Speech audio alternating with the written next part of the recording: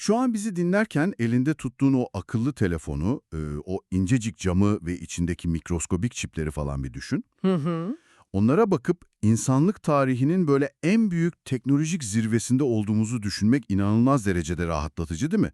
Yani binlerce yıllık ilkel bir karanlığın ardından nihayet aydınlığa çıktığımızı varsaymak istiyoruz.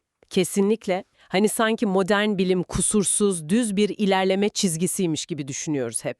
Aynen öyle. Peki ya sana bundan 2500 yıl önce Mısır'da birinin mikroskop olmadan görülemeyecek incelikte oymalar yaptığını söylesem? Yok artık diyeceksin muhtemelen. Hah, ya da Antik Roma'da bugün bizim o çok övündüğümüz materyal mühendisliğinin bile tam çözemediği bükülebilir camlar falan kullanıldığını söylesem? Biliyorum, kulağa tamamen bilim kurgu gibi geliyor. Çünkü bizim modern zihnimiz geçmişe sadece kendi icat ettiğimiz o ilerleme merceğinden bakmaya programlanmış durumda. Doğru. Yani doğrusal bir ilerleme masalına öylesine inanıyoruz ki antik bir metinde olağanüstü bir bilgi gördüğümüzde ona hemen mitoloji, tesadüf veya işte batıl inanç etiketini yapıştırıveriyoruz. Hı hı. Kolaya kaçıyoruz yani. Aynen. Oysa gerçeğin bizim bu kibirli kronolojimizden çok daha karmaşık bir yapısı var aslında. İşte bugün tam da bu kibri, o çok güvendiğimiz modern bilimin yanılmazlık iddiasını kökünden sarsacak bir derinlemesine analiz yapacağız. Hazır olalım bence. Evet, seninle birlikte tarihin tozlu sandıklarını açıp o ilkel dediğimiz insanların aslında bizim bugün hani devasal laboratuvarlarda milyarlarca dolar harcayarak yeni keşfettiğimizi sandığımız şeyleri çoktan çözüp çözmediğini test edeceğiz. Ki bu gerçekten ufuk açıcı bir yolculuk. Kesinlikle bugünkü yolculuğumuzun rehberi de H.P. Blavatsky'nin o çığır açan eseri Peçesi Açılmış Isis kitabının birinci cildi. Yani bu devasa eser, kadim bilgeliği alıp modern laboratuvarların soğuk gerçekliğiyle resmen kafa kafaya çarpıştırıyor. Yalnız şu konuda en başından anlaşalım, bu öyle sıradan bir tarih okuması ya da işte nostaljik bir övgü seansı falan değil. Değil, hayır. Bu kaynak, insanlığın bilgi üretme mekanizmasına, bilginin nasıl saklandığına ve belki de nasıl unutulduğuna dair radikal bir tez sunuyor bize. Yani bugün icat ettik diyerek övündüğümüz pek çok şeyin aslında on binlerce yıl öncesinin sadece soluk bir yansıması olabileceği ihtimali.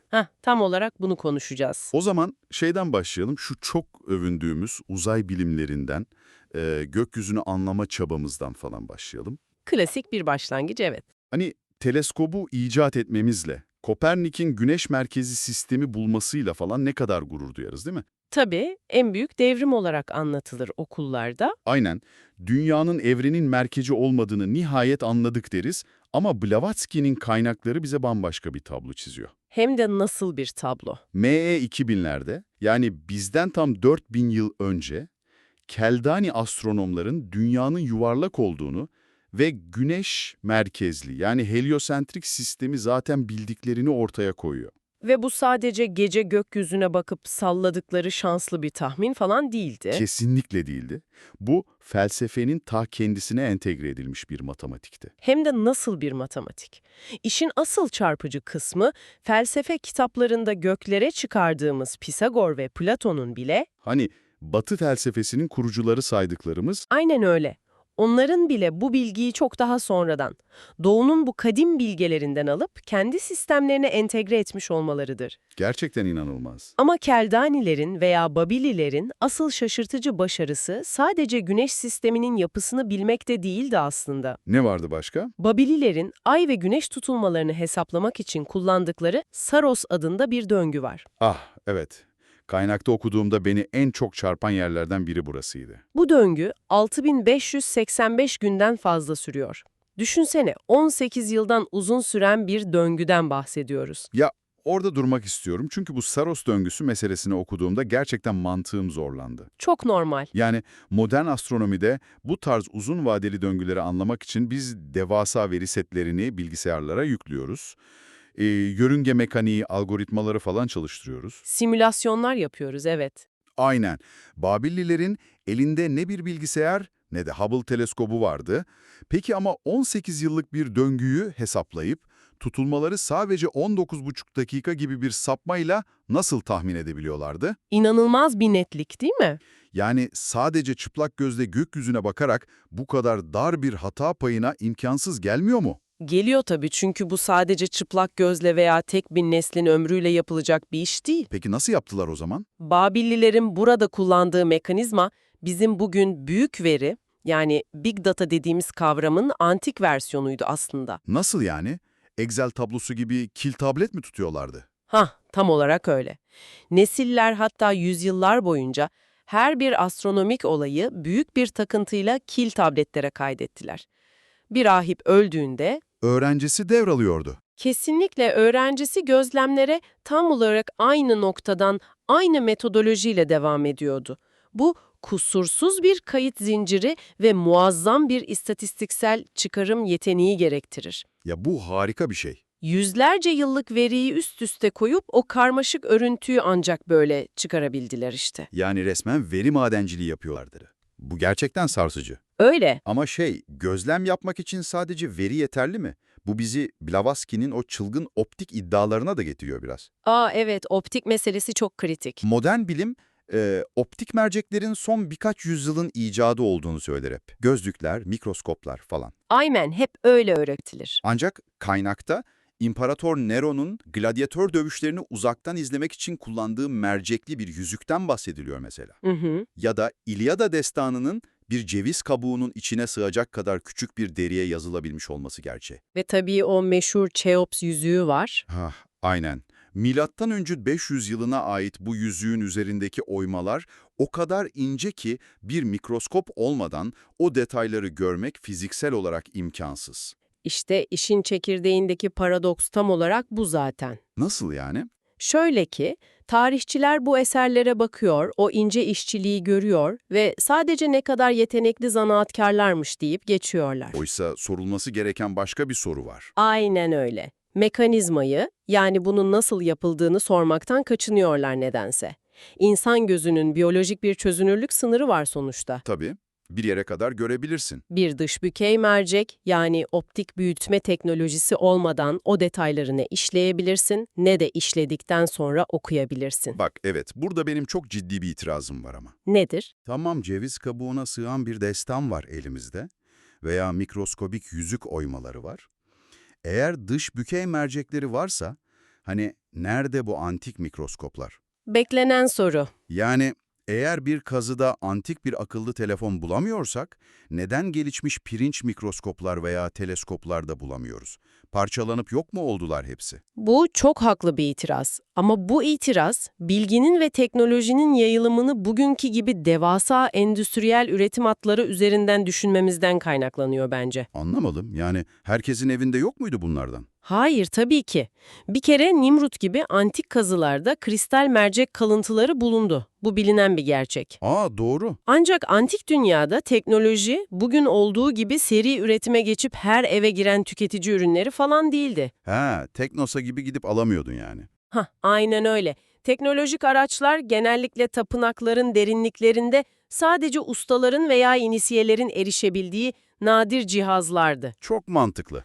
Dahası, bilgi bizim inandığımız gibi düz bir çizgide değil, döngüsel ilerler. Şunu biraz açsana. Yani bir medeniyet bir teknolojik zirveye ulaşır, ardından savaşlar, kütüphane yangınları veya doğal afetlerle o teknoloji unutulur. İskenderiye Kütüphanesi gibi. Kesinlikle. Binlerce yıl sonra sadece tesadüfen hayatta kalmış birkaç mikroskobik oymalı yüzük bize o kayıp zirveyi fısıldar sadece. Bütün mikroskopları bulmayı bekleyemeyiz. Bak bu bilginin saklanması meselesine geldik ki bence kaynağın en kışkırtıcı bölümlerinden biri tam burasıydı. Evet, ezoterik bilgi meselesi. Madem bu insanlar optik yasalarını, dış bükey mercekleri, yörünge mekaniklerini falan bu kadar iyi biliyorlardı, eğer ben bugün yer çekimini veya elektromanyetizmayı bulsam bir makale yazarım, formülleştiririm ve üniversitelerde ders olarak okuturum değil mi? Modern yaklaşımı budur, evet. Peki bu antik bilgeler neden bildiklerini böyle açık açık yazmak yerine bize o devasa, karmaşık mitolojik hikayeleri, tanrıları ve efsaneleri bıraktılar? Neden şifrelediler her şeyi? Çünkü antik dünyada bilginin doğasına bakış açısı bizimkinden tamamen farklıydı. Nasıl bir fark?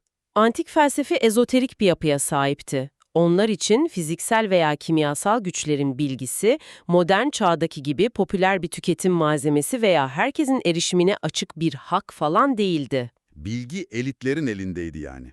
Elit demekten ziyade liyakat diyelim, bilgi eşittir güçtü ve bu gücün onu anlayabilecek felsefi ve ahlaki olgunluğa erişmemiş, bencilce kullanabilecek kişilerin eline geçmesi, Çok tehlikeli olurdu. kelimenin tam anlamıyla kıyamet demekti onlar için. Şey gibi mi yani, nükleer fisyonun formülünü Twitter'da açık açık paylaşmak gibi bir şey olarak görüyorlardı bunu. Kesinlikle nokta atışı bir benzetme oldu. Rahipler ve bilgeler en temel fizik, kimya veya astronomi kurallarını sembollerin, efsanelerin ve mitolojinin ardına şifrelediler bu yüzden. Sokaktaki adam anlamasın diye. Aynen.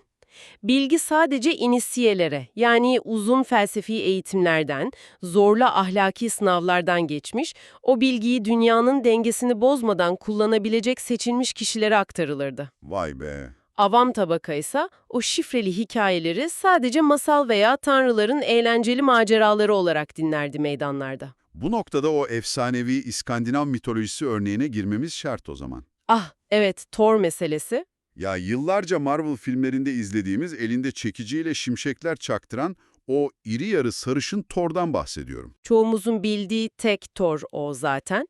Ama Blavatsky'nin kitabında bu efsanenin aslında çocuklara anlatılacak bir masal değil, resmen kusursuz bir elektrik bilimi alegorisi olduğunun anlatıldığı o satırlar Çok sarsıcıydı. inanılmazdı gerçekten. Thor'un aslında bildiğimiz elektrik enerjisinin kişileştirilmiş hali olması inanılmaz bir düşünce. O masal sandığımız anlatının içindeki mekanik detaylara baktığımızda asıl dehşete düşüyoruz ama. Mesela, Blavatsky şunu çok net gösteriyor. Thor, rastgele yazılmış bir tanrı figürü falan değil. Bayağı bildiğim bir elektromanyetizma dersi. hadi canım, Gerçekten bak. Thor, yıldırımları tutabilmek ve o meşhur çekici Mjölnir'i kullanabilmek için ne giyiyordu? eldiven mi? Demir eldivenler giymek zorundadır efsanede. Neden deri veya altın falan değil de demir? Çünkü demir iletkendir. Aynen öyle. Demir doğadaki en iyi iletkenlerden biridir. Ve sadece demir eldivenler de değil, taktığı o efsanevi güç kemeri var bir de. Kemer meselesi. Kaynakta o kemerin aslında kapalı bir elektrik devresini, yani resmen closed circuit yapısını temsil ettiği söyleniyor. Evet, akımın dağılmadan kendi içinde dönmesini, enerjinin sürekliliğini sağlayan yalıtılmış bir devreyi sembolize eder o kemer. Çok acayip. Ama efsanenin hareket mekaniği daha da büyüleyicidir. Thor, savaş arabasıyla bulutların arasında böyle hızla ilerlerken tekerleklerden etrafa sürekli kıvılcımlar saçar değil mi efsanede? Evet, hep öyle resmedilir. Bu durum elektriğin aktif yani kinetik halidir. Fakat Thor diğer tanrılarla buluşmaya Asgard'a giden gökkuşağı köprüsünden yaya olarak yürüyerek gittiğinde arabasını geride bırakmak zorundadır. Neden peki? Efsane der ki eğer arabasıyla o köprüden geçseydi her şeyi yakıp kavururdu. Bunun fiziksel tercümesi sence nedir? Şey mi, yürürken içindeki elektrik aktif değil de potansiyel halde mi kalıyor? Tam olarak bu. Yürürken içindeki elektrik gizli veya potansiyel haldedir. Yani statik elektriktir. İnanılmaz ya. Ya koskoca bir elektromanyetizma teorisini, iletkenlik yasalarını ve kapalı devre sistemini alıp bir destanın içine ilmek ilmek işlemişler adamlar. Aynen öyle. Yani antik İskandinav rahiplerini sadece hikaye anlatıcısı falan sanmak bizim büyük cehaletimizmiş. Sadece İskandinavlar da değil ki. Peki ya biyoloji? Kaynakta Darwin'den binlerce yıl önce hermetik filozofların evrim fikrini savunduğuna dair de notlar vardı. Evet, evrim öyle modern bilimin 19. yüzyılda bulduğu yepyeni bir fikir falan değildir aslında. Bunu duymak Darwincileri biraz üzebilir. Üzebilir ama tarih ortada. Hermetik filozoflar doğada hiçbir şeyin aniden böyle sıçramalarla var olmadığını çok iyi biliyorlardı. Yavaş yavaş değişiyor her şey. Aynen. Her şeyin yavaş, zincirleme ve uyumlu bir gelişim süreci içinde form değiştirdiğini binlerce yıl önce öğretiyorlardı öğrencilerine. Peki Darwin'in teorisinden farkı neydi bunların? Onların evrim teorisi Darwin'inkinden çok daha kapsayıcıydı aslında. Onlar sadece fiziksel formların değil, ruhsal tekamülün de evrimleştiğini savunuyorlardı. İşin içine bilinci de katıyorlardı yani. Hah, tam da o. Yani modern bilim aslında kadim bir felsefenin sadece fiziksel ve materyalist boyutunu yeniden keşfetmiş oldu Darwin'le.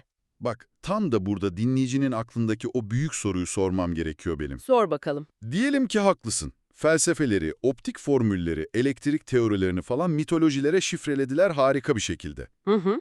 Ama iş sadece teoride bitmiyor ki. Kaynakta Kayıp Sanatlar, Lost Ice diye bir bölüm var. Evet, çok çarpıcı bir bölümdü. Sadece kendi ağırlığıyla desteklendiğinde 20 saat içinde incecik bir ipliğe dönüşebilen, esnek, bükülebilir cam sırrı falan anlatılıyor. Hı hı. Ya da işte Luxor tapınaklarının duvarlarında binlerce yıl güneş ve rüzgar yemesine rağmen ilk günkü gibi parlayan, modern kimyanın formülünü bulamadığı o solmayan boyalar, Piramitlerdeki yok edilemeyen çimento da var, unutma. aynen öyle. Ya benim itirazım şu, eğer bu insanlar bükülebilir cam üretebilecek veya yok edilemez çimento yapabilecek kadar ileri bir materyal bilimine sahiptilerse, Neden her yerde göremiyoruz mu diyorsun? evet, bu işin maden ocakları nerede abi? Lojistik ağları nerede? Koskoca bir sanayi devrimini toprağın altına nasıl sakladılar da biz bulamıyoruz? Blavatsky buna nasıl cevap veriyor? Bak, bu gerçekten çok kilit bir noktaya parmak basmak oldu. Sormak zorundayım bunu. Haklısın. Biz gelişmiş materyal bilimi dediğimizde aklımıza hemen devasa fabrikalar, böyle baçısı tüten sanayi bölgeleri falan geliyor doğal olarak. Ve kitlesel üretim ağları tabii ki. Oysa kadim medeniyetlerin mühendisliği bizim anladığımız anlamda bir sanayi devrimi falan gerektirmiyordu ki. Nasıl yapacaklar fabrikasız o kadar şeyi? Çünkü üretim anlayışları doğayı sömürmeye veya kitlesel tüketime dayanmıyordu. Onlar doğanın kendi içsel yasalarını manipüle etmeye odaklanmıştı. Mesela Luxor'daki solmayan boyalar sentetik petrokimya ürünleri değildi.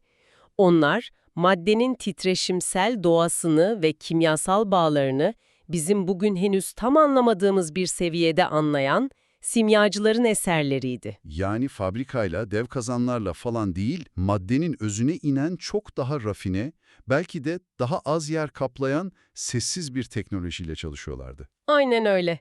Demokritos ve Pisagor'u düşün mesela. Ne yapmışlardı? Modern bilim maddenin ve enerjinin yok edilemeyeceğini, sadece form değiştirdiğini bulduğunda, maddenin ve enerjinin korunumu yasası diyerek böyle devasa bir zafer ilan etti, değil mi? Tabii canım, en temel fizik kuralı bu. Oysa bu iki antik Yunanlı hiçbir partikül hızlandırıcıları falan olmadan bu yasayı formüle etmişti zaten. Sadece düşünerek mi? Düşünerek ve gözlemleyerek. Daha da ilginci, William Crookes modern dönemde radyometresiyle ışığı ölçüp büyük sükse yapmadan çok önce Pisagorcular ışığın bir ağırlığı olduğunu, yani ponderable olduğunu çoktan söylemişlerdi. Yok artık, ışığın ağırlığını mı ölçmüşler? Formülize etmişler diyelim. Başka örnekler de var. Milattan önce 100 yılında İskenderiyeli Hero bildiğimiz buhar motorunu icat etmişti. Ama tren falan yapmadılar sanırım. Yapmadılar çünkü ihtiyaçları veya felsefeleri o değildi. Çinliler barutu bulduğunda da Avrupalılar gibi hemen birbirlerini öldürmek için türek yapmadılar. Dağları düzeltmek ve coğrafyayı şekillendirmek için kullandılar. O halde bizim bugün sembolik dille yazıldığı için büyü, hurafe veya işte simya diyerek çöpe attığımız o metinler aslında bayağı ciddi kimya ve fizik barındırıyordu. Kesinlikle öyle. Yani büyücü dediklerimiz aslında dönemin kimyagerleri falan mıydı? Tam olarak bu. Modern kimya, maddenin sadece gözle görülen, tartılabilen, mikroskop altına konabilen fiziksel kısmıyla ilgilenir. Parçaları analiz eder sürekli. Evet, indirgemecidir biraz. Simya ise maddenin bu fiziksel özelliklerinin yanı sıra onu bir arada tutan o görünmeyen enerjiyi, hani eski dildeki adıyla eter kavramını da işin içine katardı. Eter, çok duyarız bu kelimeyi. Modern bilim o ruhu veya o birleştirici enerjiyi reddedip sadece maddeye odaklandığı için doğanın pek çok gizli mekanizmasını çözmekte bugün tıkanıp kalıyor işte. Parçaları biliyoruz ama onları bir arada tutan o yapıştırıcıyı göremiyoruz. O zaman şu eter meselesini biraz netleştirelim çünkü modern fizik bağlamında eter nedir tam olarak anlaşılmıyor bazen. Genelde yanlış anlaşılır, evet. çoğu zaman uzaydaki kara maddeyle karıştırılıyor sanırım, değil mi? Bu çok yaygın bir yanılgı maalesef. Kara madde, modern astrofiziğin galaksilerin dağılmasını önleyen o yerçekimsel anomalileri açıklamak için kullandığı bir kütle kavramıdır sadece. Eter farklı bir şey yani. Çok farklı. Antik bilgelerin eter veya astral ışık dediği şey bambaşkadır. Onlar, evrenin boş olmadığını, her şeyin içinden geçen, işte elektriğin, manyetizmanın ve yer çekiminin üzerinde seyahat ettiği, tüm evreni birbirine bağlayan ince bir zar, görünmez bir iletim ortamı olduğunu söylüyorlardı.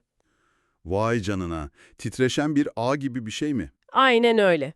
Şöyle düşün, modern bilimin bugün kuantum alan teorisinde veya birleşik alan teorilerinde bulmaya çalıştığı o meşhur her şeyin teorisi var ya. Evet, Theory of Everything dedikleri şey.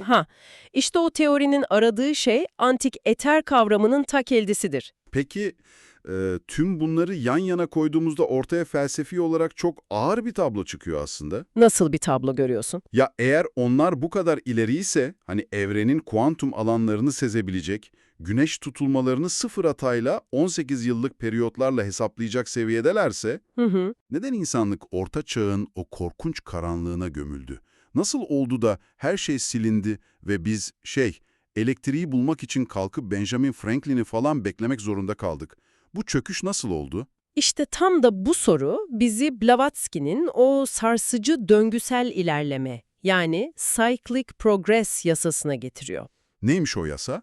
Modern insanın en büyük kibiri, zamanın düz bir ok gibi sadece ileriye ve her zaman daha iyiye gittiğine inanmasıdır. Az önce de konuştuk ya. Evet, hep ileri gideriz sanıyoruz. Oysa antik bilgelik, doğanın ve evrenin düz bir çizgide değil, mevsimler gibi döngüler halinde devasa spiraller çizerek ilerlediğini söyler. Mevsimler gibi. Evet, insanlık tıpkı bir yaz mevsimi gibi bir zirveye, altın bir çağa ulaşır, bilgiyi sentezler ve en üst noktaya çıkar. Sonra? Horror başlar. Kibrin, ahlaki çöküşün veya bazen devasa kozmik veya jeolojik afetlerin tetiklediği bir kış mevsimine girilir. Yani aşağı doğru inen büyük bir unutuş döngüsü. Yani bizim şu anki o çok övündüğümüz modern ve yenilmez bilimi olarak adlandırdığımız bu dönem, Evet. belki de insanlık tarihinin gördüğü o devasa altın çağların yanında sadece uzun ve karanlık bir kışın ardından gelen ilkbaharın bebek adımları falan mıdır? Harika bir özet oldu bu. Eğer tarihin düz bir ok olmadığını kabul edersek, bilimin de bu dogmatik kibrini bir kenara bırakması gerekir. Daha mütevazı olmamız lazım. Kesinlikle. Bilimin kendi o analitik kesinliğini antik bilgeliğin derin ve bağ kuran o sezgisel yaklaşımıyla birleştirdiği an, İşte o zaman Blavatsky'nin deyimiyle gerçek usta anahtarına yani master key'ye ulaşabileceğini söylüyor kaynak bize. Nasıl ki biz bugün orta çağdaki dogmalara bakıp gülüyoruz, cahilliklerine falan evet. bundan 1000 yıl sonraki nesiller de emin ol bizim maddenin sadece görünür kısmına saplanıp kalmış materyalist dogmalarımıza aynı şekilde gülecekler. Çok haklısın. İnanılmaz bir ufuk turu oldu bence. Bugün seninle birlikte o çok sevdiğimiz modern kibrimizi tamamen bir kenara bıraktık. Umarım dinleyicilerimiz de aynı hissetmiştir. Bence hissetmişlerdir. Yani antik Babillilerin teleskopsuz yıldız haritalarından tut da İskandinav mitolojisindeki Thor'un aslında devasa bir elektrik devresi oluşuna kadar, sırrı hala çözülememiş esnek camın kayıp kimyasından, tarihin o büyük unutkan döngülerine kadar pek çok kışkırtıcı konuyu derinlemesine inceledik bugün. Çok yoğun ama çok keyifli bir analizdi bence de. Kesinlikle öyleydi. Şu an bizi dinleyen dostum, sana doğrudan sesleniyorum. Bugün konuştuğumuz tüm bu detayların tek bir ortak noktası var aslında. Nedir o? Öğrenmekte olduğun herhangi bir konuda en yeni her zaman en iyisidir yanılgısına düşmemenin ne kadar hayati olduğu, geçmişin batıl inancı veya garip bir sembolü, doğru bir entelektüel anahtarla okunduğunda bugünün en karmaşık bilimi olarak karşına çıkabilir. Kesinlikle öyle.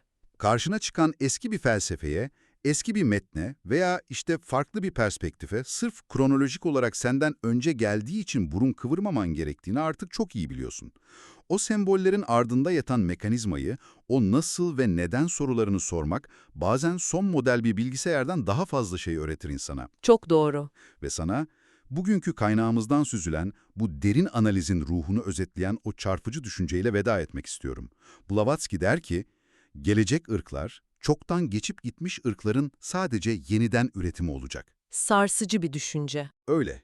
Peki ya yarın haberlerde okuyacağın, insanlığa çağ atlatacak, o modern dünyayı temelden sarsacak yepyeni bilimsel atılım, aslında on binlerce yıl önce yaşamış bir rahibin parşömenindeki tozlu bir satırın yeniden hatırlanmasından ibaretse, bir dahaki sefere yeni bir şey öğrendiğinde veya devasa bir icat haberi okuduğunda kendine şunu sor bence. Bunu gerçekten yeni mi keşfettik yoksa sadece hatırlıyor muyuz?